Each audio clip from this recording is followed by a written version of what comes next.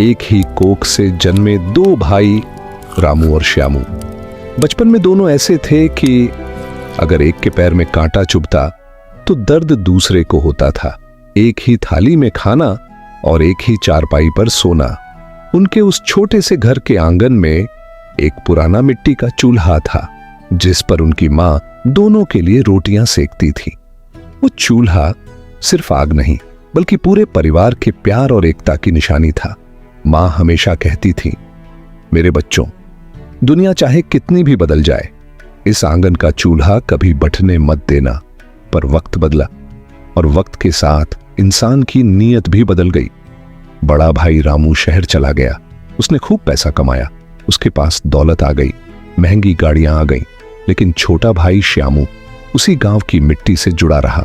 जब रामू शहर से वापस गांव लौटा तो अपने साथ बहुत सारा पैसा और भयंकर घमंड लेकर आया।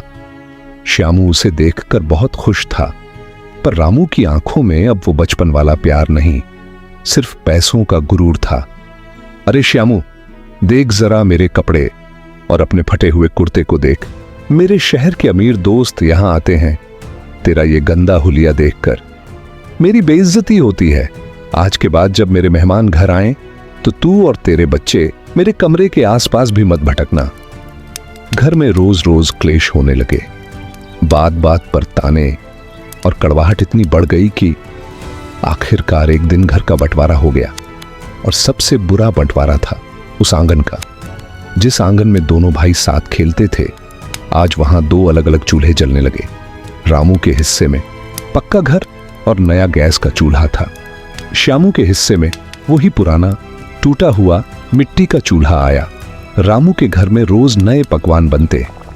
उसकी रसोई से उठने वाली महक श्यामू के बच्चों को अक्सर भूखा सुला देती थी। रामू कभी भूलकर भी अपने भतीजों को एक निवाला नहीं देता था। ऐ श्यामू, अपने बच्चों को समझा ले, रोज मेरी रसोई के बाहर भूखों की तरह खड़े रहते हैं। मेरे घर का राशन कोई मुफ्त में नहीं आता। जाकर मेहनत कर और कमा। मुफ्त की रोटियां तोड़ने की आदत छोड़ दे।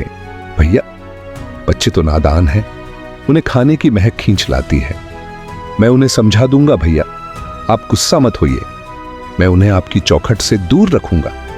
लेकिन कुदरत का पहिया जब घूमता है तो अच्छे अच्छों का घमंड मिट्टी में मिल जाता है। एक रात गांव में भयंकर बाढ़ आ गई। लगातार बारिश और पानी का कहर, ऐसा कि पूरा गांव डूबने लगा। रामू का पक्का घर निचले हिस्से में था। वो पानी से भर गया। उसका सारा राशन, गैस सिलेंडर और महंगा सामान, सब कुछ पानी में डूबकर बर्बाद हो गया। 2 दिन तक बारिश नहीं रुकी। रामू के बच्चे भूख से तड़पने लगे। हे भगवान, मेरे बच्चे 2 दिन से भूखे हैं, कोई तो एक रोटी दे दो। मेरे सारे पैसे पानी में बह गए। कोई मेरी दौलत ले लो, पर मेरे बच्चों को बचा लो, वो भूख से मर जाएंगे। रामू की दर्दनाक चीखें सुनकर दीवार के उस पार श्यामू का दिल पसीज गया। श्यामू का घर भी आधा डूब चुका था, पर उसने अपने उस पुराने मिट्टी के चूल्हे को एक प्लास्टिक की पन्नी से ढक कर बचा लिया था। श्यामू के पास सिर्फ एक मुट्ठी आटा बचा था। उसने बिना कुछ सोचे बारिश में भीगते हुए उस पुराने चूल्हे पर आग जलाई। वो आग आज फिर से उन टूटते हुए रिश्तों को जोड़ने के लिए जल रही थी। श्यामू ने अपनी आखिरी 2 रोटियां सेंकी और बाढ़ के पानी में घुसकर भागते हुए रामू के बच्चों के पास गया। लो बेटा, जल्दी खा लो, कुछ नहीं होगा, तुम्हारा चाचा अभी जिंदा है, रो मत मेरे बच्चे। उसने वो गर्म रोटियां अपने भूखे भतीजों के हाथों में रख दी। रामू दूर खड़ा ये सब देख रहा था। आज उसकी सारी दौलत उस सूखी रोटी के सामने हार गई थी। श्यामू के खुद के बच्चे भी भूखे थे, पर उसने पहले अपने बड़े भाई के बच्चों का पेट भरा। श्यामू, मुझे माफ कर दे मेरे भाई, मुझे माफ कर दे। मैंने पैसों के घमंड में अंधा होकर तुझे और तेरे बच्चों को बहुत रुलाया है। आज तूने मुझे बता दिया कि इंसान दौलत से नहीं, दिल से बड़ा होता है। मेरा गुरूर इस बाढ़ में बह गया श्यामू, मुझे अपना ले। रामू अपने छोटे भाई के पैरों में गिरकर रो रहा था। आज वो गैस का चूल्हा पानी में डूब चुका था, पर उस आंगन के उसी पुराने मिट्टी के चूल्हे ने एक बार फिर परिवार को जोड़ दिया था।